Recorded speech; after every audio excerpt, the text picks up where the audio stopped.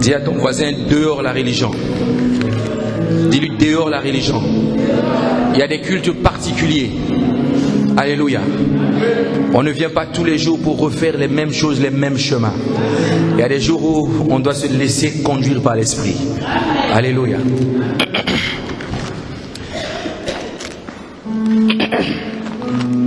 Alors, honnêtement, je ne savais pas ce que je devrais prêcher. J'ai prié l'Éternel et le Saint-Esprit m'a donné un message que d'ailleurs je n'avais pas compris, je ne comprenais pas ce qu'il voulait me dire. Je demandais, Seigneur, dis-moi ce que je dois enseigner à ton peuple. C'est un jour particulier où les nations célèbrent ta Pâque. En réalité, nous savons que la Pâque, c'est tous les jours. Amen. Mais le monde entier a choisi un jour pour commémorer, pour se rappeler de ce que notre Seigneur Jésus-Christ a été immolé, a été offert en sacrifice, en holocauste pour nous. Amen. Alors, le Saint-Esprit me dira, tu vas enseigner à mon peuple ce que je te dis de dire.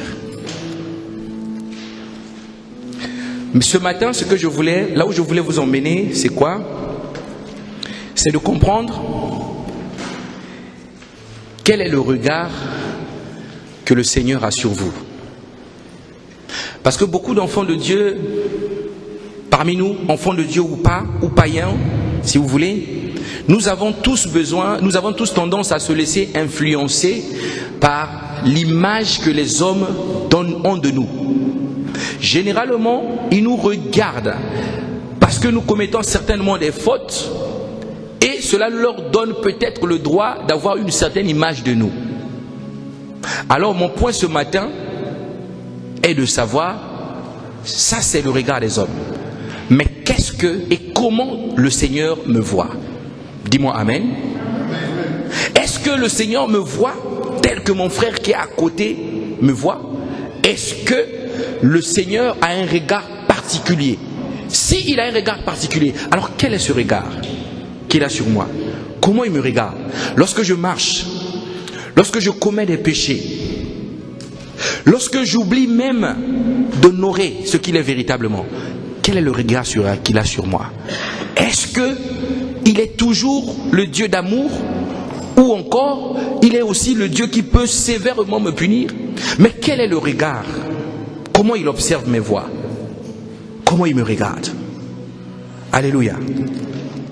Le titre de mon message de ce matin, c'est le sang de l'agneau, le regard de Christ. Le sang de l'agneau, le regard du Père, pardon. Le sang de l'agneau, le regard du Père.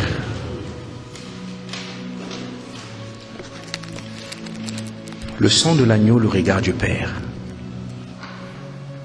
Ça fait drôle de voir l'Église aujourd'hui parler du sang, du sang, du sang.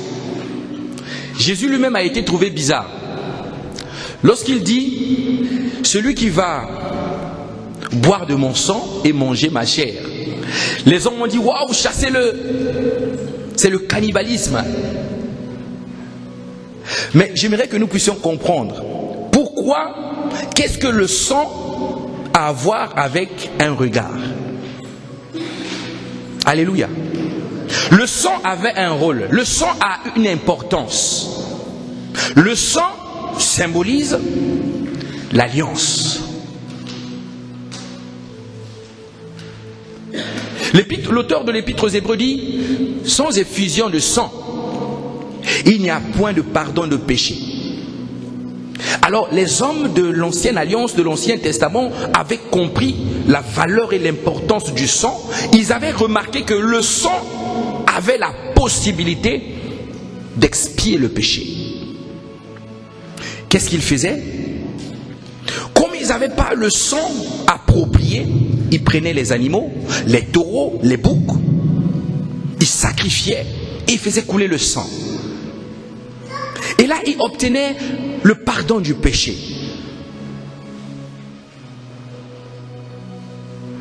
Alors, il y avait une autre tradition. À l'époque, ils prenaient un animal qu'ils ramenaient dans le désert pour le retrouver plus tard afin de le sacrifier. Il prenait cet animal, il le lâchait. Et l'animal partait. Après, il le rattrapait plus tard pour l'égorger, pour avoir de son sang, afin d'obtenir le pardon des péchés. Mais tout ce sang, tout ce système-là que les hommes avaient mis en place pour obtenir le pardon des péchés fonctionnait. Mais le point est, comment Dieu les regardait? Coupant des animaux tous les jours. La Bible dit qu'il y en a qui sont partis à l'extrême. La Bible nous parle du roi Salomon. La Bible dit que Salomon a sacrifié beaucoup d'holocaustes. Vous imaginez la quantité de sang que Salomon a répandu? Mais tout ce sang-là, qu'est-ce que ça représentait aux yeux de Dieu? On est dans Ésaïe 1, verset 11. Voilà comment le Seigneur regardait ce sang. Il dit, Ésaïe 1, verset 11. Ésaïe chapitre 1, verset 11. C'est l'Éternel qui parle. Il dit, qu'ai-je à faire de la multitude de vos sacrifices, dit l'Éternel. Je suis rassasié des holocaustes de béliers et de la graisse des veaux. Je ne prends point plaisir au sang des taureaux, des brebis et des boucs. Donc on sacrifie des animaux, mais le Seigneur vient dire, je ne prends pas plaisir à ce que vous faites. Je suis rassasié, je suis fatigué de voir tout le temps ce que vous êtes en train de faire. Ce sang-là, je suis fatigué, ça ne m'intéresse plus. Alors devrait-il laisser les hommes dans cette boue en train de marcher dans le péché tout le temps? Il a fallu que lui, il puisse faire un plan B. Dis à ton voisin plan B. Dis-lui plan B. Les hommes étaient perdus. Mais avant que le péché ne soit répandu comme ça sur la terre, regardons un peu ce qui s'est passé au ciel. Nous sommes dans le livre d'Apocalypse. Apocalypse 12, versets 7 à 12, que nous allons lire intégralement. Apocalypse 12, Apocalypse chapitre 12, versets 7 à 12. Alors ne fouille pas trop parce que c'est le dernier livre du Nouveau Testament. Alléluia. Il y a deux livres, si tu ne les connais pas, alors il faut intercéder. Il y a la Genèse et l'Apocalypse. Si tu fouilles encore dans la Bible, il faut intercéder. On va prier pour toi. Dis-moi Amen. Apocalypse 12, versets 7 à 12. La Bible dit ce qui s'est passé dans le ciel. La Bible dit, et il y eut guerre dans le ciel. Dis à ton voisin, guerre dans le ciel. Guerre dans le ciel. Michel et ses anges combattirent contre le dragon. Le dragon ici c'est Satan, ok? Et le dragon et ses anges combattirent. Mais ils ne furent pas les plus forts. Et leur place ne fut plus trouvée dans le ciel. Leur place ne fut plus trouvée dans le ciel. Et il fut précipité le grand dragon, le serpent ancien appelé le diable et Satan, celui qui séduit toute la terre. Il fut précipité sur la terre. Dis à ton voisin sur la terre. Sur la terre. Et ses anges furent également précipités avec lui.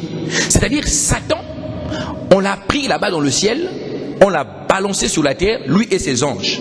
Verset 10, la Bible dit, et j'entendis dans le ciel une voix forte qui disait, maintenant le salut est arrivé, et la puissance, et le règne de notre Dieu, et l'autorité de son Christ, car il a été précipité, l'accusateur de nos frères, celui qui les accusait devant notre Dieu jour et nuit. Ils l'ont vaincu à cause du sang de l'agneau et à cause de la parole de leur témoignage. Et ils n'ont pas aimé leur vie jusqu'à craindre la mort. C'est pourquoi, réjouissez-vous, cieux. On n'a pas dit la terre. Satan a été projeté. Il dit, réjouissez-vous, cieux, et vous qui habitez dans les cieux. Réjouissez-vous, cieux, et vous qui habitez dans les cieux. Malheur à la terre et à la mer, car le diable est descendu vers vous, animé d'une grande colère, sachant qu'il a peu de temps. Au fait, Satan a été jeté sur la terre. La Genèse parle d'une situation qu'il y a dans la Bible qu'on dit, on appelle ça, les Grecs appellent le tohu bohu, le chaos, les ténèbres. Donc quand Dieu positionne même Adam et Ève dans le jardin, le serpent était là. Amen.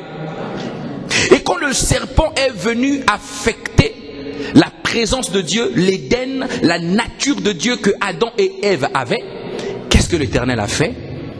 Il a manifesté pour la première fois sa colère envers l'homme. La Bible dit qu'il chassa Adam et Ève du jardin d'Éden, il plaça des chérubins qui agitaient une épée flamboyante. Revenez pas ici, je vous chasse. Parce que Dieu n'agrée pas le péché était répandu. La Bible dit que l'Éternel observa les voies de l'homme et vit que toutes ses voies étaient tortueuses. Et l'homme commettait jour après jour l'iniquité. La colère de l'Éternel s'enflamma. Apocalypse 5, versets 1 à 10.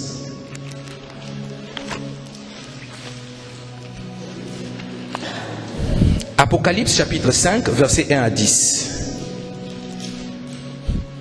Et quand l'Éternel s'énerve, l'Éternel n'est pas sur la terre, il est dans le ciel. Qu'est-ce qui s'est passé cette colère-là? Dans le ciel. Nous sommes encore dans le ciel. Alléluia. Apocalypse 5, versets 1 à 10. J'aimerais que vous compreniez certaines choses. Parce qu'il y a des situations auxquelles nous nous familiarisons. Les hommes parlent de la Pâque. Mais concrètement, ça signifie quoi? Qu'est-ce qui s'est passé? Alléluia. La colère de Dieu contre le péché. Apocalypse 5, versets 1 à 10. La Bible dit: puis je vis dans la main droite de celui qui était assis sur le trône un livre écrit en dedans et en dehors, scellé de 7 sceaux. Et je vis un ange puissant qui criait d'une voix forte: qui est digne d'ouvrir le livre et d'en rompre les sceaux? Et personne dans le ciel, ni sur la terre, ni sous la terre, ne put ouvrir le livre, ni le regarder. Et je pleurais beaucoup de ce que personne ne fut trouvé digne d'ouvrir le livre, ni de le regarder. Ça, c'est Jean qui avait reçu la vision et qui regardait. Il dit: je pleurais beaucoup. Parce que la colère de Dieu était enflammée. Mais il n'y avait personne. Verset 5. Et l'un des vieillards me dit, ne pleure point. Voici le lion de la tribu de Juda, le rejetant de David, a vaincu pour ouvrir le livre et en rompre les sceaux. Quand nous avons lu, on a dit gloire à Dieu dans les cieux et à son Christ. On dit lui l'a vaincu pour ouvrir le livre et rompre les sceaux. Le sceau. Verset 6, la Bible dit: je vis au milieu du trône et des 4 êtres vivants, et au milieu des vieillards, un agneau qui était comme immolé. Dis à ton voisin: immolé. Un agneau qui était comme immolé. Comme immolé, ça veut dire qu'il n'était pas encore immolé. Sinon, on allait dire ici: j'ai vu un agneau qui était immolé. On dit il était comme. Donc, c'était pas encore fait. Alléluia. Il avait 7 cornes et 7 yeux, qui sont les 7 esprits de Dieu envoyés par toute la terre. Il vint et il prit le livre, oh gloire à Dieu, de la main droite de celui qui était assis sur le trône. Donc l'agneau s'est levé, il a pris le livre. Quand il eut pris le livre, les 4 êtres vivants et les 24 vieillards se prosternèrent devant l'agneau, tenant chacun une harpe et des coupes d'or remplies de parfums, qui sont les prières des saints. Là, je voulais encore encourager quelqu'un à la prière. Comprends que lorsque tu pries, tes prières sont répandues devant l'Éternel. Alléluia. Et il chantait un cantique nouveau en disant: tu es digne de prendre le livre et d'en ouvrir les sceaux, car tu as été immolé et tu as racheté pour Dieu par ton sang des hommes de toute tribu, de toute langue, et de tout peuple et de toute nation. Tu as fait d'eux un royaume et des sacrificateurs pour notre Dieu, et ils régneront sur la terre. Tu peux dire à ton frère: je règne maintenant. Dis-lui: je règne maintenant. Dis-lui, je règne maintenant. Je vois que lorsque tu dis je règne maintenant, tu regardes à tes problèmes. Comment ça? Quelqu'un comme moi qui a des soucis comme ça, je règne. Non, ça a déjà été fait. Dis-moi amen. Si tu ne comprends pas, voilà pourquoi on dit le regard du Père. Sois conscient de la manière dont Christ te regarde, de la manière dont le Père te regarde. Alléluia. Ce matin, nous allons comprendre. Maintenant, allons examiner un peu l'arrivée de cet agneau-là sur la terre. Il traînait le regard de Dieu. J'imagine que quand il est descendu, le Seigneur, le Dieu Tout-Puissant assis sur le trône, il devait dire « Waouh, mon champion, qu'est-ce qu'il va faire ?» Examinez. Il arrive comme ça, les rois qui avaient le peuple, qui avaient des armées, paniqués. Paniqués pourquoi? Parce qu'un bébé vient de naître. Comment un bébé peut paniquer un roi? C'est que ce n'était pas un bébé. Mais Hérode avait compris le camouflage divin. Il a dit non, c'est pas un bébé. Parce que les mages sont venus, ils ont dit, nous sommes venus adorer le roi qui devait naître. Comment ça, moi, Hérode? Je suis roi, il y a encore quel roi ici? Et la Bible parle de la détresse dans une ville qu'on appelle Rama. La Bible dit, il y a eu des massacres à Rama. Et on a tué des enfants. Il y a une femme à qui on a tué beaucoup de ses enfants. Elle s'appelait Rachel. La Bible dit, Rachel pleura ses enfants. L'agneau est descendu sur la terre. Et la Bible dit dans Hébreux 1, Hébreux chapitre 1, verset 1 à 3, Hébreux chapitre 1, verset 1 à 3, l'arrivée de l'agneau, la Bible dit, après avoir autrefois, à plusieurs reprises et de plusieurs manières, parlé à nos pères les prophètes, Dieu dans ces derniers temps nous a parlé par le Fils, qu'il a établi héritier de toutes choses, par lequel il a aussi créé le monde, et qui étant le reflet de sa gloire et l'empreinte de sa personne, et soutenant toutes choses par sa parole puissante, a fait la purification des péchés et s'est assis à la droite de la majesté divine dans les lieux très hauts. Donc, Jésus est venu, il a fait la purification des péchés et puis il est monté s'asseoir à la droite de Dieu très haut. Comment il a fait cette purification des péchés? Il portait en lui la marque de la divinité. La Bible dit que lorsqu'il marchait dans la rue comme ça, un homme qui était dans son ministère, qu'on appelait Jean le Baptiste, il a vu, nous sommes dans Jean chapitre 1, verset 29 à 31. Jean a vu, il a dit, je lis, verset 29, le lendemain il vit Jésus venant à lui. Et il dit, voici l'agneau de Dieu qui ôte le péché du monde. Voici l'agneau de Dieu qui ôte le péché du monde. Les hommes devaient le trouver bizarre. Comment un homme peut-il être appelé agneau? Je crois que moi et toi, si on nous appelle l'agneau, on va s'énerver, on va penser que c'est une insulte. Dis à ton voisin l'agneau. L'agneau. Dis-lui, tu dois être comme un agneau. S'il ne comprend pas, appelle-le maintenant par son prénom. Dis-lui bonjour frère agneau, bonjour sœur agneau. Parce que tu dois être comme l'agneau. Oh pasteur, il nous qualifie par les noms des animaux. Soyez bénis ce matin. Alléluia. Si tu veux aller loin dans ta vie chrétienne, il faut être comme l'agneau. L'agneau paye le prix. Alléluia. Maintenant, ouvrons nos Bibles pour voir cette fois-ci, là on va aller doucement, pour voir comment cet agneau a été immolé. Comment il a été immolé pour que nous puissions obtenir le pardon des péchés. Là nous sommes maintenant sur la terre. Comment l'agneau a été immolé? Ésaïe chapitre 3, Ésaïe 53. Aujourd'hui, nous allons lire la Bible d'abord. Ésaïe chapitre 53, versets 1 à 12. Ésaïe, livre du prophète Ésaïe, chapitre 53, versets 1 à 12. Nous sommes dans l'Ancien Testament.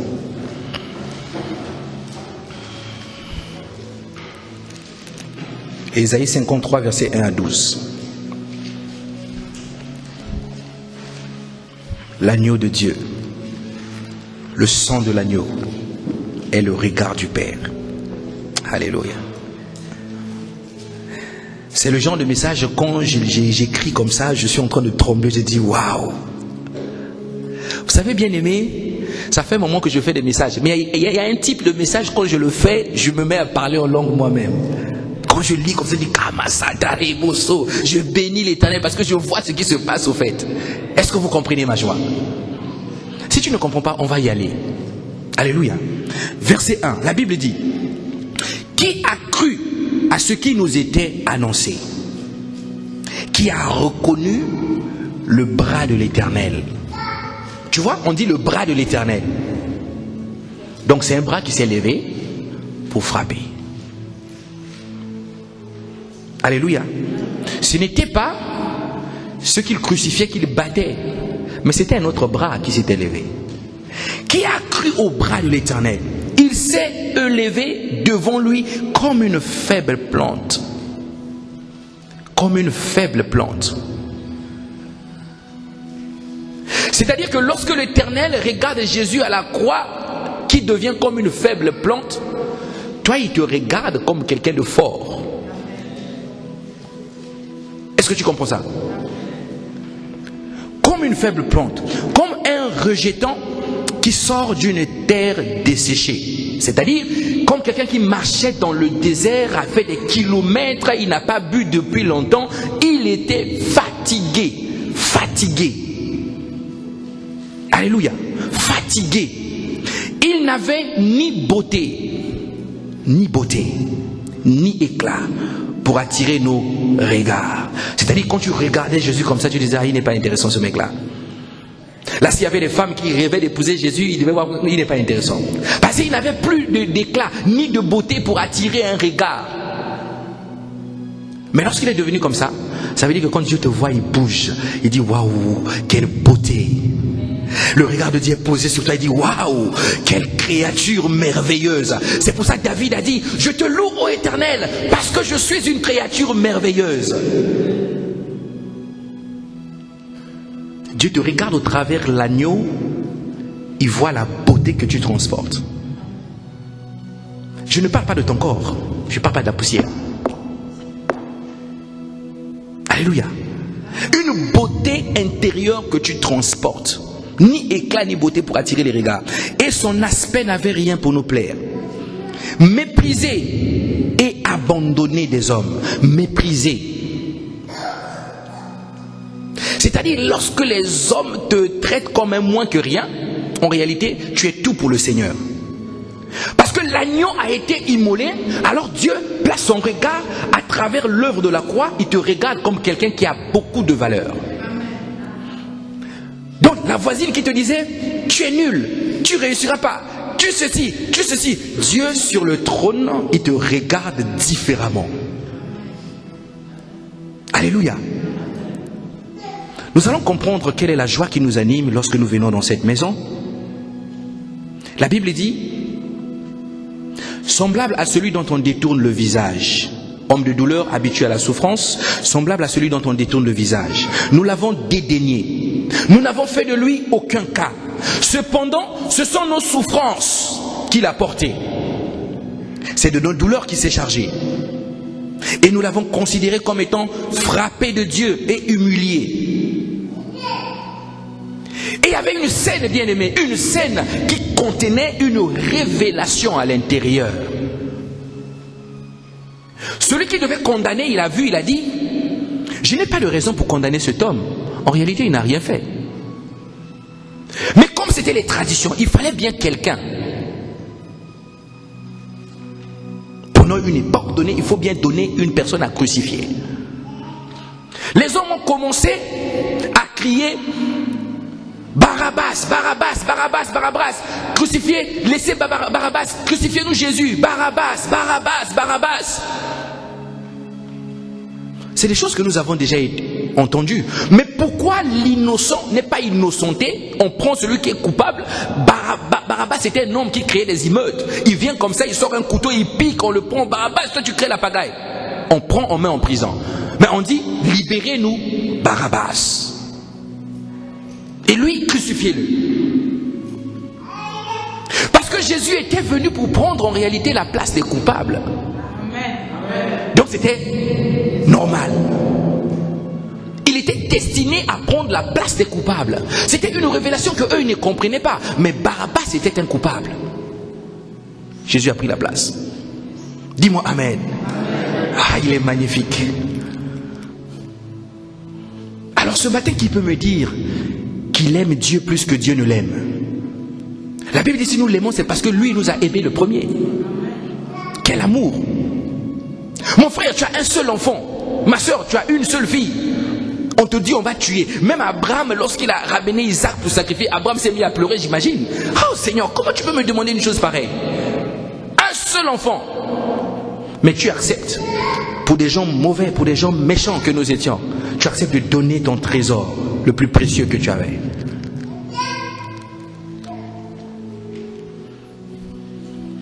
Verset 5. Il était blessé pour nos péchés, brisé pour nos iniquités. Le châtiment qui nous donne la paix est tombé sur lui. Le châtiment qui nous donne la paix est tombé sur lui. Donc aujourd'hui, si nous avons la paix, c'est parce que Christ a été châtié. Donc lorsque tu es un enfant de Dieu, tu manques de paix. L'Éternel te regarde toujours comme quelqu'un qui est toujours en paix. Mais c'est à travers le sang de l'agneau qu'il te voit. Mais toi tu pries, tu dis, Seigneur, tu ne me comprends pas, j'ai des problèmes, je crie à toi, réponds-moi. J'ai perdu ma paix. Mais lui te voit comme quelqu'un qui est toujours en paix. Parce que son regard porté sur toi, c'est à travers le sang de l'agneau. Dis-moi Amen. Dis-moi Amen. Dis-moi Amen. Lorsque tu dis Amen, tu dis que je reçois.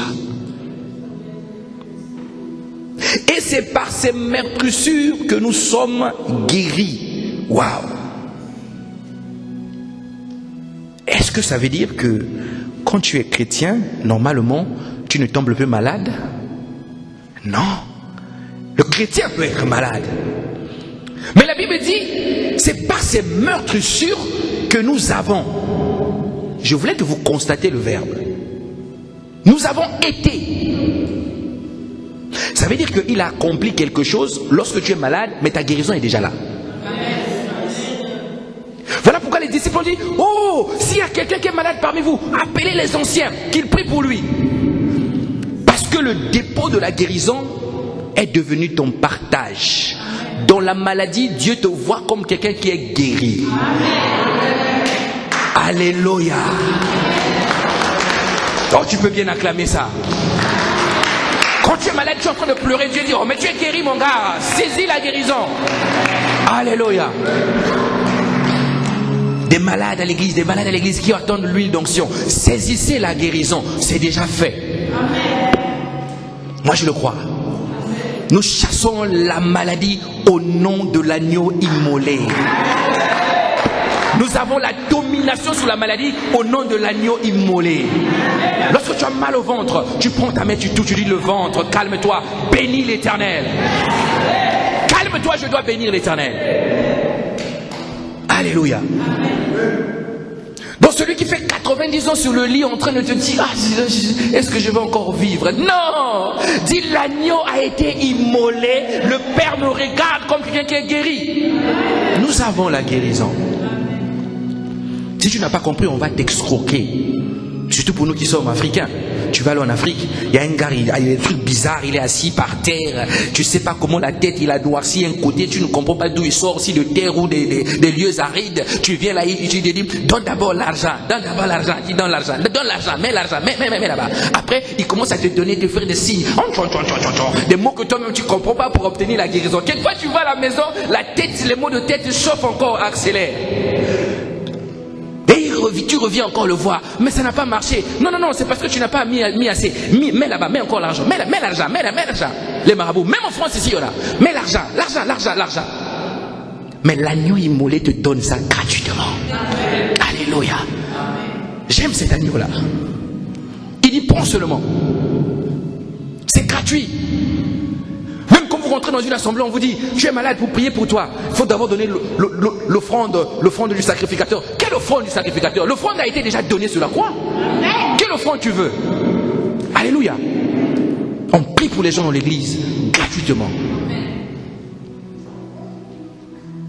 Dis-moi Amen. C'est des choses que nous n'entendons plus, mais ce matin, Dieu nous fait la grâce, on va encore les entendre. Verset 6. Nous étions tous errants comme des brebis. Chacun suivait sa propre voie. Et l'Éternel a fait tomber sur lui l'iniquité de nous tous. C'est-à-dire, dans le péché, nous marchons comme ça dans nos voies. Voilà. Ta propre fille, tu commets l'inceste avec lui. Ta sœur, tu commets l'inceste. Tu marches dans le péché, ça devient normal. Nous étions comme ça égarés comme des moutons. Mais malheureusement, dans l'église, on trouve encore l'esprit du mouton chez d'autres chrétiens. L'esprit des moutons. C'est-à-dire, les gens marchent comme ça sans savoir ce qu'ils font. Dès que, aussi longtemps que son âme se réjouit, prend plaisir, il est content. Moi, j'ai vu des gens chanter sous l'alcool. La joie du Seigneur m'a débordé. La joie du Seigneur m'a débordé. Il a bu. Il croit que sa joie vient du Seigneur. Mais alors que sa joie vient de l'alcool, au fait. Il aurait pu chanter. Les chansons sont même menteurs. Parce que le père du mensonge habite même dans son cœur. Un enfant adopté par Satan. Donc lorsque tu mens, tu entends le dire, je ne suis pas enfant de Dieu, Satan, adopte-moi. Alléluia. Il aurait pu chanter, la joie de l'alcool m'a débordé, va déborder. Parce que sa joie ne venait pas du Seigneur. Et quand c'est comme ça, on te colle d'autres esprits qui arrivent. Vous n'avez pas remarqué qu'il y a des gens, quand ils boivent, ils regardent tout le monde petit. Ou pour avoir le courage, il doit d'abord mettre whisky. Là, quand il arrive, là, il regarde tout le monde petit. Tout le monde est petit, il devient courageux. Il rentre là-bas, on dit honorer les autorités. Il peut pousser même le pasteur par l'épaule. Comment toi? Notre joie vient de l'agneau. Dis-moi Amen. Il a été maltraité et opprimé. Et il n'a point ouvert la bouche, semblable à un agneau qu'on mène à la boucherie. Et à une brebis muette devant ceux qui l'attendent. Il n'a point ouvert la bouche. Il a été enlevé par l'angoisse et le châtiment. Et parmi ceux de sa génération, qui a cru qu'il était retranché de la terre des vivants et frappé pour le péché de mon peuple. On a mis son sépulcre parmi les méchants, son tombeau avec les riches. Comprenez la croix. La croix, ce n'est pas le symbole où on pose devant les églises là, quand les gens viennent là, chemin de la croix, vous transportez la croix, vous pensez que vous remplacez Christ. Christ a déjà fait, il a dit, tout est accompli. Lorsque tu prends le crucifix, tu portes ici, tu penses que tu es chrétien, c'est l'identification à la croix. Non, l'identification à la croix est un processus intérieur. Ce que tu portes au fait, c'est un instrument de César pour crucifier les voleurs. Tu es en train de dire César, c'est un crucificateur. Donc ce n'est pas parce que tu as porté une croix que tu es protégé, que tu jouis du bénéfice de l'œuvre de la croix. Dis-moi Amen. Ce matin, on va casser les coudes. Verset 10. Il a plu à l'Éternel de le briser par la souffrance. Après avoir livré sa vie en sacrifice pour le péché, il verra une postérité et prolongera ses jours. Et l'œuvre de l'Éternel prospérera entre ses mains. À cause du travail de son âme, il rassasiera ses regards par sa connaissance. Mon serviteur juste justifiera beaucoup d'hommes. Et il se chargera de leur iniquité. Donc le Père a agréé le sacrifice de cet agneau-là. Lui qui avait dit, je n'agrée plus vos sangs des boucs. Mais ce sacrifice-là, Dieu a dit, waouh! Qu'est-ce qui s'est passé à la croix? Jésus dit, entre tes mains, je remets mon esprit. Avant de dire ça, il a dit, mon Dieu, pourquoi m'as-tu abandonné? C'est-à-dire, lui qui était dans la gloire avec le Père, lui que le Père regardait. Souvenez-vous, on vient de dire que lorsque Jésus est descendu sur la terre, le Père avait un regard, il disait, waouh, mon champion, comment il est. À tel point que la Bible dit, la renommée de Jésus s'était accrue. C'est-à-dire, ceux qui avaient la gloire commençaient à voir leur gloire partir vers ce Christ-là. Et à la croix, le Père se détourne son regard, il ne regarde plus Christ. Ni Christ, ni les hommes. Plus personne.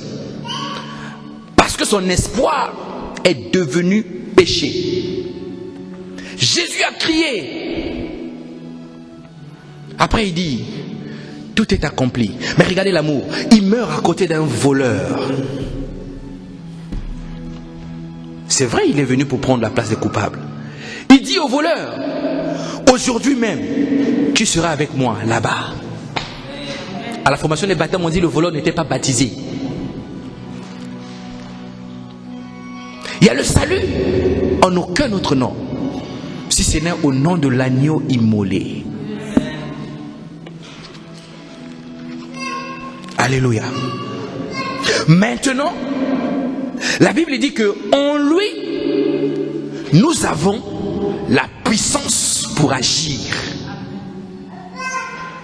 Donc la puissance ne vient pas par l'héritage ancestral de tes ancêtres, je ne sais pas, Cocobar, Blaise, je ne sais pas comment tu les appelles. Ta puissance ne peut pas venir d'eux. La puissance d'un enfant de Dieu qui le pousse à agir vient de l'agneau. 2 Corinthiens 13, 4. Lisez avec moi. Car il a été crucifié à cause de sa faiblesse. 2 Corinthiens 13, 4. Il a été crucifié à cause de sa faiblesse. Mais il vit par la puissance de Dieu. Nous aussi, nous sommes faibles en lui. Mais nous vivrons avec lui par la puissance de Dieu pour agir envers vous. Donc lorsque tu agis, la puissance vient de la faiblesse de l'agneau. C'est pour ça que Paul dit, c'est dans la faiblesse que nous sommes forts. Lorsque tu es faible, Dieu recule. Il dit, ouh, qu'est-ce qui deviendra très fort? Qu'est-ce qu'il est fort celui-là? Dis-moi amen. Lorsque tu ne peux pas, tu ne peux plus, Dieu dit, ouh, mais qu'est-ce qu'il a le pouvoir celui-là? Le regard du Père est porté sur le sang de l'agneau. Dieu te regarde à travers Christ. Il ne regarde pas à travers ta situation, il te regarde à travers Christ. En lui, nous sommes devenus une habitation. Tiens ton voisin, habitation. David a dit, j'ai dit vous êtes des dieux. J'ai dit vous êtes des dieux. Les théologiens ont dit, oh, mais ce passage là est bizarre. Est-ce qu'on doit le supprimer dans la Bible? Comment un homme peut être un dieu? Comment un homme peut se comparer à Dieu? David a dit, non, non, non, vous êtes des dieux. Nous sommes devenus une habitation de l'Éternel. Donc lorsque tu es en train de marcher dans tes voies, tu vas même en boîte obscure, je ne sais pas si c'est nuit ou obscure, où il n'y a pas de lumière, des ténèbres, tu rentres dans la boîte de nuit, tu es en train de danser, tu es en train de transporter Dieu en boîte de nuit. Un Dieu ndombolisant. Un Saint-Esprit reggae. Bam, bam, bam, bam. Saint-Esprit dansant, des danses compliquées. Nous sommes devenus une habitation, mais cela c'est grâce à l'agneau. Dis à ton voisin, le Saint-Esprit habite en moi. Le Saint-Esprit habite en moi. Lorsque Satan nous voit, il nous voit dangereux. Il dit, waouh, mais quelles sont ces créatures-là? Ils sont dangereux. C'est pour ça qu'il te ramènera toujours dans le sens de douter de toi. Lorsque tu doutes de toi, tu perds ce qu'on appelle la foi et il remplace ce qu'on appelle l'incrédulité. Tu ne peux plus plaire à Dieu. Tu ne peux pas être agréable à Dieu. La Bible dit, sans la foi, on ne peut plaire à Dieu. Sans la foi, on ne peut pas obtenir. Donc, discerne les voix que tu entends. Dis-moi amen. En nous, nous sommes une habitation de l'Éternel en esprit. Nous sommes aussi devenus héritiers. Donc ne discute pas la maison de ton père qui sera roulée comme un manteau. Les parcelles, bagarre sur les parcelles. On a laissé 15 parcelles. Moi, il me faut une parcelle. Comme on n'est que 2, papa a laissé 2 parcelles, tu vois. Il y a une parcelle pour moi, personne ne doit toucher. Toi, la tante, recule un peu là-bas, c'est mon héritage. Mon ami, il y avait un homme dans un pays africain qui lavait les corps. Lui, il tapait même les cadavres. Il tire les casiers, il sort quand il lave comme ça. Toi aussi, tu avais de la fierté ici. Toi aussi, il tape. Mais l'héritage est où? L'héritage que tu as réclamé. Il y en a même qui ont giflé les tantes, la famille paternelle à cause de l'héritage. Dispute, bagarre comme ça à cause de l'héritage. Mais la Bible dit nous sommes héritiers. Héritiers. C'est-à-dire lorsque tu attends, ici en France, il y a même des enfants qui vont empoisonner les parents pour posséder l'héritage. Mais toi la Bible te dit tu n'as pas besoin de ça. Tu es héritier. Et non seulement héritier, il dit, dans cet héritage, au fait, je ne te l'ai pas donné. Mais j'ai donné cet héritage à l'agneau et l'agneau te l'a transféré. Et la Bible vient dire, co-héritier avec Christ. Alléluia. Je pensais que quelqu'un allait acclamer ça. Co-héritier avec Christ.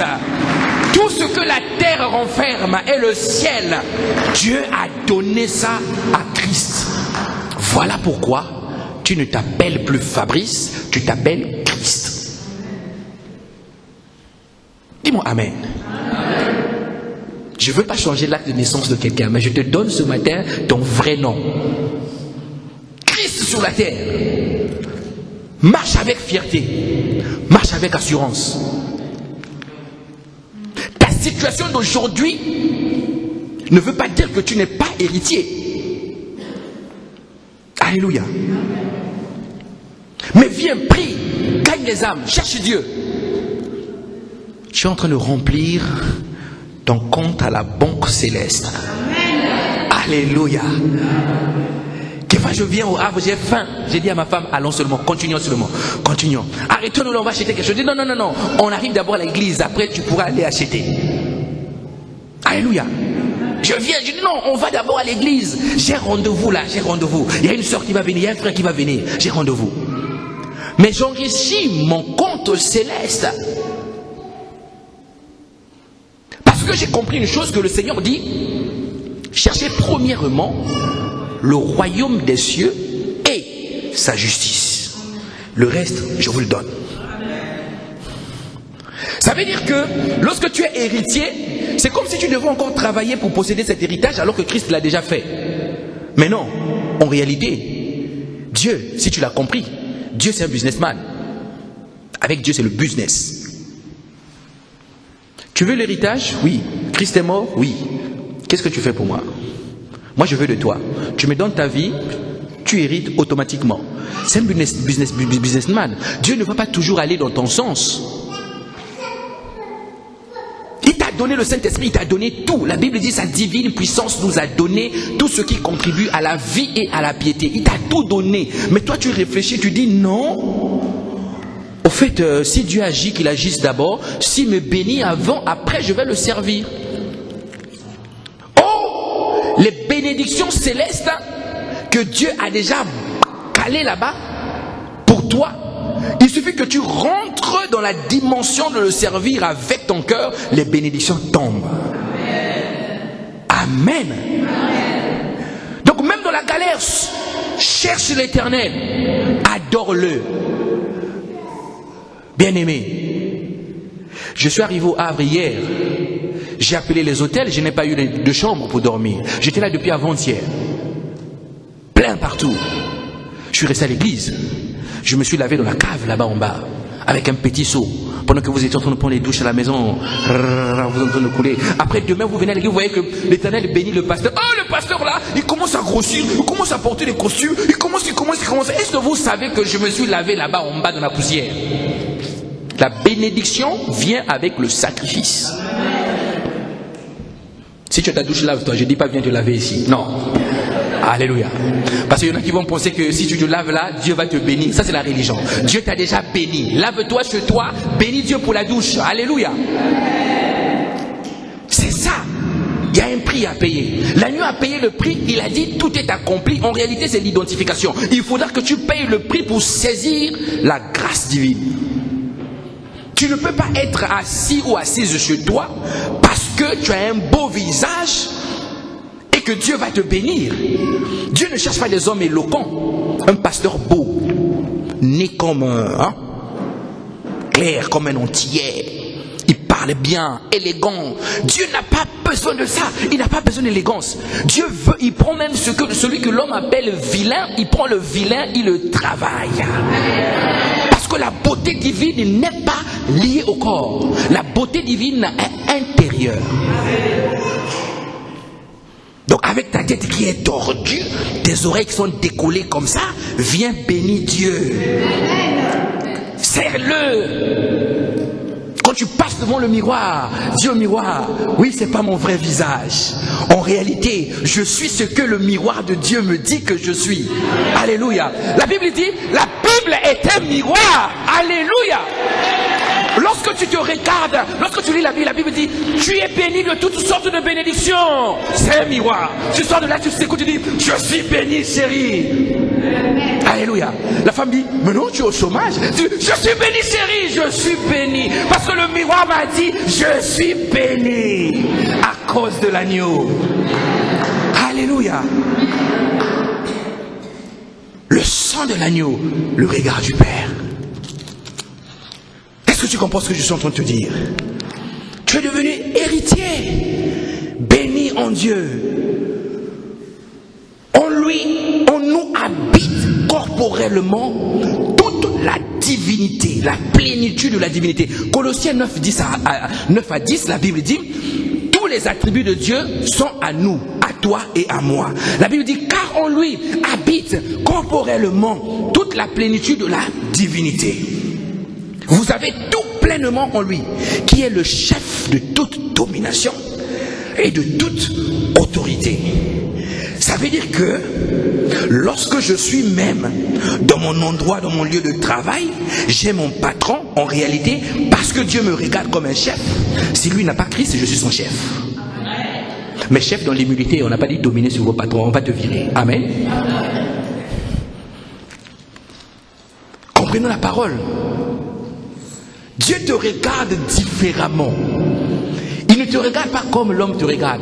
Il ne te voit pas comme les hommes te voient. Il ne te voit pas comme on dit un galérien. Non. Pour Dieu, tu ne galères pas.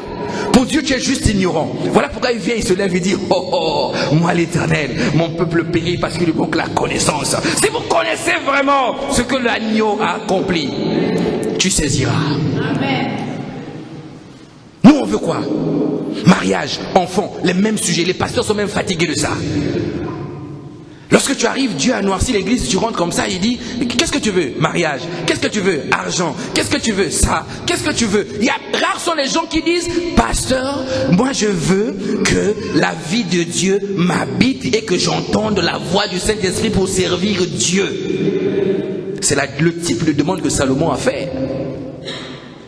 Il dit, donne-moi la sagesse et l'intelligence pour conduire ton peuple. Mais regardez comment Dieu a béni Salomon. Il a dit que les reines de Saba sont venues avec de l'or, avec des présents pour honorer Salomon. Parce que la Bible dit, la renommée de Salomon s'est accrue. Mais sa prière était bonne. La Bible nous dit que la prière de Salomon plut à l'Éternel. Mais regarde comment tu pries. Seigneur, mon affaire. Seigneur, mes études. Oh Seigneur, accorde-moi la grâce. Je suis là depuis 1970 jusqu'à aujourd'hui. 20 ans de vie commune, mais il n'y a pas de mariage. Ah Seigneur, les autres se marient. Et mama, tu commences à parler au long. Et Dieu vient dire ignorant. C'est vrai qu'il a dit demander afin que ta joie soit parfaite. Alléluia. J'imagine que Anne devait aller pleurer. Ah Seigneur l'enfant, ah Seigneur l'enfant, ah Seigneur l'enfant, ah Seigneur l'enfant. La Bible dit tous les jours au temple. Tous les jours au temple. Ce n'est pas comme moi et toi où on vient à l'église que le dimanche ou le mercredi. Mais la Bible dit Anne tous les jours au temple. Elle venait prier, venait prier.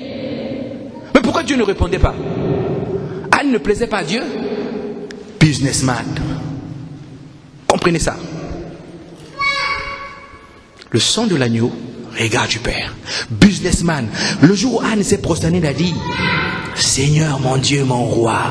Après après avoir prié, fatigué, les lèvres balbutiaient. Celui qui était dans le temple, j'imagine, le sacrificateur, il était comme le pasteur de l'époque. Il a regardé, oh femme, tu es déjà ivre. Regardez les hommes, ils se trompent même dans l'église. Donc, nous, on peut se tromper, on est des hommes. Mais Dieu ne se trompe pas. Dieu savait que cette femme n'était pas ivre.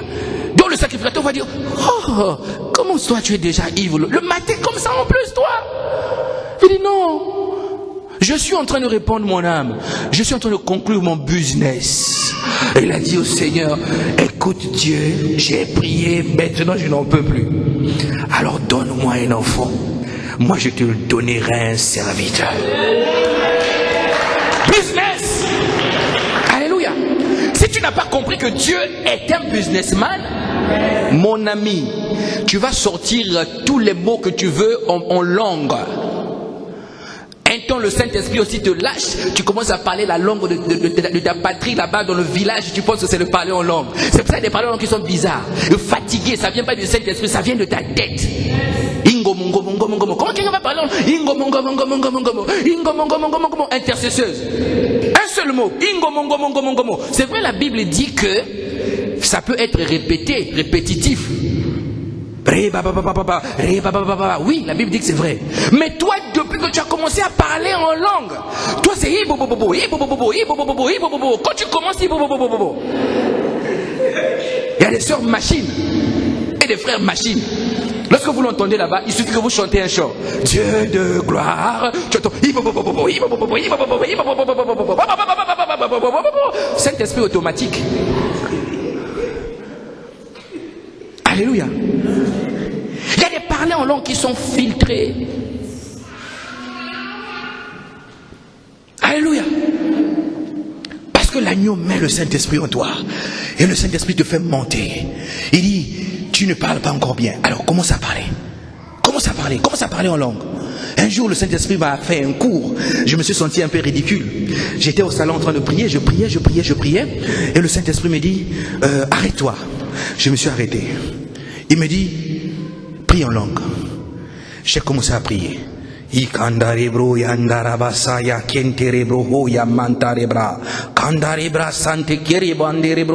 me dit, oh, est-ce que tu sais ce que tu as dit? J'ai dit non, je ne sais pas. Il me dit, bon, là tu as prié pour ton beau-frère. J'ai dit, oh, comment ça? Merveilleux est son nom, admirable, redoutable, incomparable. Oh là là. Après il me dit, arrête-toi, continue. Je continue encore. Là je commence à aller doucement. Est-ce que tu as compris? Non. Là tu as glorifié le Père. Ah, comment ça glorifier le Père? En français on dit je glorifie Dieu. On arrête là. Toi tu dis ngondongo, tu me fais encore le tour. Bien aimé, le Saint-Esprit c'est notre partenaire. Le Saint-Esprit c'est notre ami. Il nous enseigne, il nous montre, il nous conduit. Alléluia.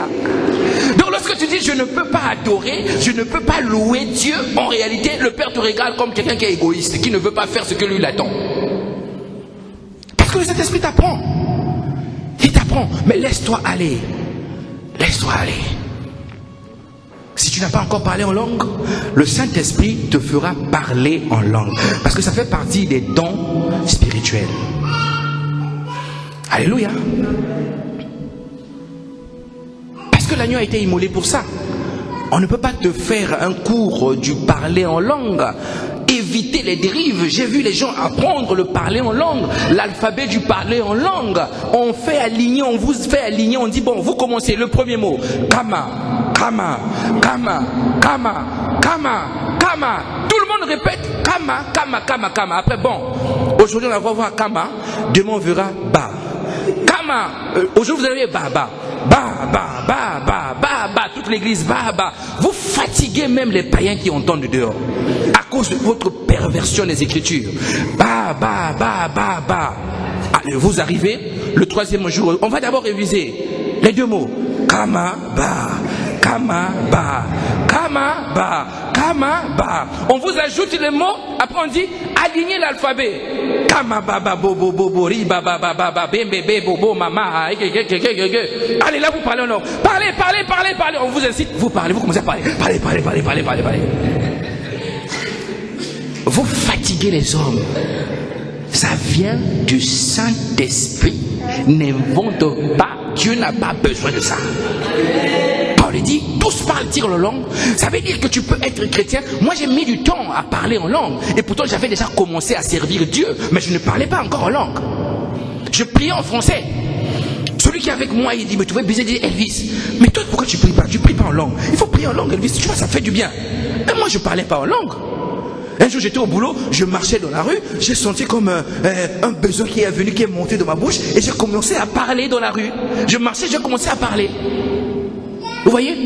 Mais ça, c'est un don de l'esprit qui vient du fait que l'agneau immolé habite en toi, il a mis son esprit au-dedans de toi. Alléluia. Aujourd'hui, il n'y a plus de condamnation pour ceux qui sont en Christ. Amen. Mais on dit, ceux qui marchent selon ses desseins. Ah, là, ça devient dégoûtant. Il n'y a plus de condamnation pour ceux qui sont en Christ. Tu peux dire que je suis en Christ, oui, mais est-ce que tu marches selon ses desseins? Si tu marches pas selon ses desseins, ça veut dire qu'il y a de la condamnation pour toi. Dis-moi Amen. Dis-moi Amen. Dis bien Amen. Si tu ne lâches pas le péché, il y a de la condamnation. Et pourtant, l'agneau a été condamné pour toi. Tu crucifies à nouveau Christ. Un enfant de Dieu doit apprendre à voir le péché en horreur. Alors par l'agneau, Dieu te regarde différemment. Dieu est puissant. Parce que lorsqu'il te regarde différemment, il te regarde comme lui. Parce que tu as maintenant la nature de Dieu. Tu es identifié à lui. À travers le sang de l'agneau, il te regarde. Dieu est puissant, sa parole est puissante et ta parole est puissante. Il suffit de parler. Dieu est. Il dit je suis. Sa parole est. Et toi tu es. Dieu est éternel. Sa parole est éternelle et toi tu es éternel. Est-ce que tu comprends ça? Dieu domine, sa parole domine, vous dominez. Prends l'agenda, regarde les nuits où on t'a appuyé sur le coup que tu pleurais. Redors à nouveau, dis c'est moi qui va vous appuyer, venez maintenant cette fois-ci. Bien aimé. Il y a des gens, hein, tu vas l'empoisonner, lui il prend l'assiette et est en train de manger, toi tu es en train de pleurer. Hein. Il sait en qui il a cru. Tu mets du poison dans mon verre, moi je soulève le verre, je vais boire ton verre, et toi tu vas prendre le poison. La Bible dit, même si vous prenez des breuvages mortels, alléluia, les breuvages mortels, rien ne pourra vous nuire. Voilà pourquoi quand le serpent, la vipère est montée sur la main de Paul, on ne sait pas s'il avait piqué ou comment. Paul a juste fait ça sur le feu. Race des rois, des sacrificateurs. C'est ça le regard de Père sur vous. Dieu est très haut. Sa parole est très haute. Et toi, tu es très haut. Voilà pourquoi on vient te dire, tu seras la tête et non la queue. En haut et non en bas. Ce n'est pas des slogans. Tu seras la tête et non la queue. La tête et non la queue. Même quand tu galères, dis, je suis la tête. Je suis la tête. Mais une tête peut être dans le désert, c'est normal, c'est toujours la tête. Dieu nous regarde différemment. Il accomplit toujours sa parole. Et toi, ta parole s'accomplit toujours si tu as la foi. Comprenez les acquis. Donc laissez les hommes tranquilles. Laissez les humains tranquilles. Revenez, reparamétrez-vous. Regardez à l'Éternel. Si je dis, Père, je sais que tu me regardes de cette façon. Alors je vais apprendre à me regarder tel que tu me regardes. Parce que l'agneau a été immolé. Son châtiment m'a fait obtenir le pardon des péchés. Son rejet a fait à ce que je sois accepté par le Père. Quelle fierté! Eh oui, bien aimé, ma fierté ne vient pas de mes costumes, non! Même mon jean est troué, je suis fier de moi, très fier. D'autres disent, oh, vous les gens courent, vous êtes toujours comme ça, vous êtes des orgueilleux. Non, ma fierté vient de celui qui m'a sauvé. Alléluia. C'est ça ma fierté, ça vient de lui. Court, petit, mais excellent. Ah oui, c'est ça qu'il faut comprendre. Tu es ce que Dieu dit de toi. Tu es comment Dieu te regarde. Est-ce que tu comprends? Voilà pourquoi tu dois dominer. Je dis dominer, je ne dis pas écraser les autres dans les maisons, c'est pas ça que je parle. Domine sur toute la puissance de l'ennemi. Si tu es pauvre, domine sur l'esprit de pauvreté. Si tu es malade, domine sur l'esprit de la maladie. Si tu es orgueilleux, domine sur l'esprit de l'orgueil. Si tu es malheureux, domine sur les esprits de tristesse, domine.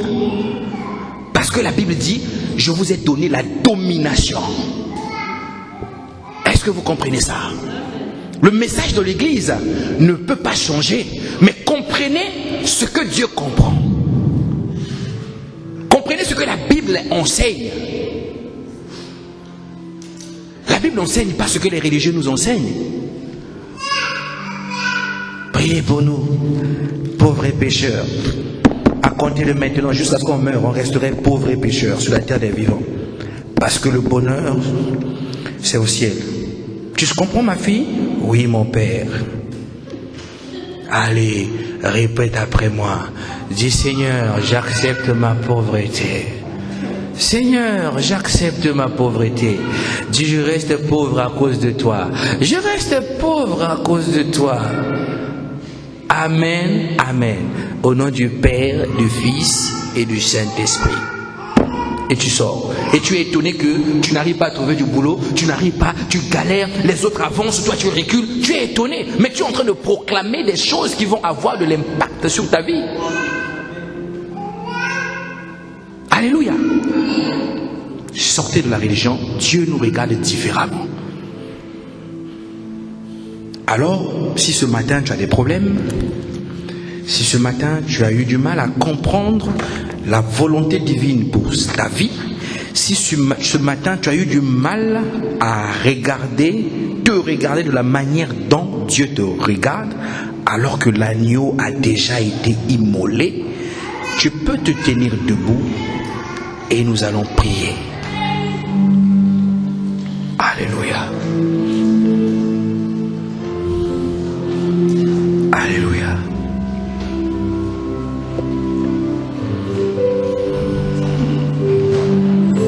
Alléluia. Oh.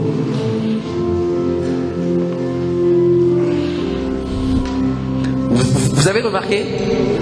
Ceux qui sont bons, qui n'ont pas de problème, sont restés assis. Alléluia. Est-ce que vous remarquez comment nous loupons la grâce? Qui n'a pas besoin du Seigneur Jésus ce matin? Qui reste assis? Mais celui qui dit, Seigneur, je veux que tu me remplisses encore. Tu me secours de tes grâces. J'ai des problèmes, mais quelquefois, je n'ose pas les exprimer. Mais Dieu te connaît. Il connaît tes points faibles. Il te connaît. Mais ce matin, il veut t'accorder sa grâce. Mais uniquement si tu apprends à reconnaître que ce n'est pas par ta force ni par tes efforts, mais c'est parce que l'agneau a été immolé. Tu obtiens le bénéfice de ta Pâque ce matin. Alléluia. Ce pourquoi tu as mis tes pieds dans cette église ce matin s'accomplira. Si tu le crois, aujourd'hui. Parce qu'il a dit au voleur, aujourd'hui, tu seras avec moi.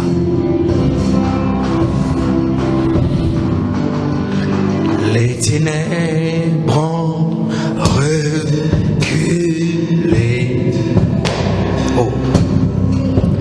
devant le frère de la croix. Dis-lui les ténèbres. Les ténèbres ont reculé devant l'œuvre de la croix. Devant l'œuvre de devant l'agneau immolé, devant l'agneau immolé. Et son sang versé pour moi, et son sang versé pour moi. Les ténèbres ont reculé, les ténèbres ont reculé devant l'œuvre de la croix, devant l'œuvre de la croix, devant l'agneau immolé, devant l'agneau immolé. Et le sang, et le sang, et le sang, et le sang versé pour moi. Alors je dis tous les anges louent sa sainteté. L'univers aussi, l'univers crie sa majesté. Chantons gloire et gloire et gloire, chantons gloire et puissance. Oh, et louange à l'agneau immolé, à l'agneau immolé, à l'agneau, oh, à l'agneau immolé. Reconnais l'agneau immolé. En ce culte spécial, nous voulons reconnaître que tu es l'agneau immolé. Je dis l'agneau immolé, oh, à l'agneau à l'agneau immolé sur la croix. Oh, à l'agneau de Dieu qui m'a réconcilié, l'agneau de Dieu qui m'a racheté. À l'agneau immolé, à l'agneau immolé, à l'agneau immolé, à l'agneau immolé,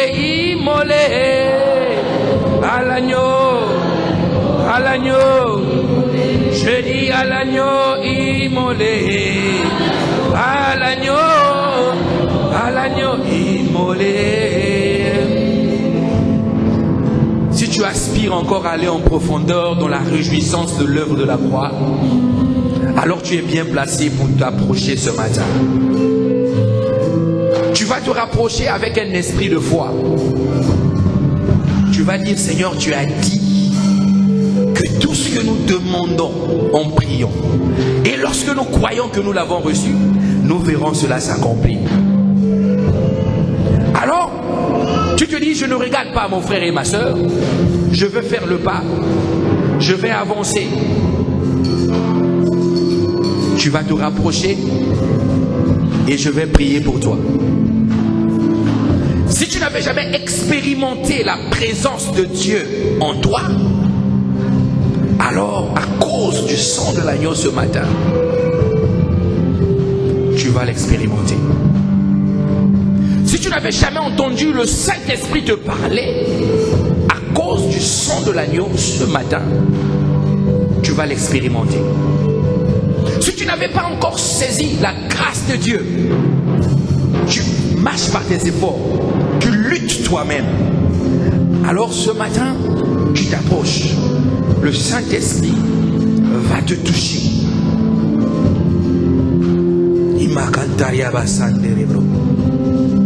À l'agneau immolé, à l'agneau. Abandonne l'orgueil que tu as. Mais tu ne comprends pas pourquoi tu es là ce matin. Est-ce que Dieu t'a destiné à mener la vie que tu mènes maintenant? Il a besoin d'un instrument, mais il a besoin de remplir ton cœur, de te saupoudrer de ses grâces. Alors tu te dis, j'étais loin, mais je veux me rapprocher encore de lui. Alors tu te dis, je lutte contre le péché dans ma chair. Le sang de l'agneau a ôté le péché. Il a le pouvoir à l'agneau, à l'agneau. À l'agneau immolé. Il est notre assurance l'agneau. Il est notre assurance l'agneau. Oh, je dis à l'agneau immolé. À l'agneau. À l'agneau. À l'agneau immolé. immolé à l'agneau, à l'agneau, à l'agneau immolé, immolé, à l'agneau.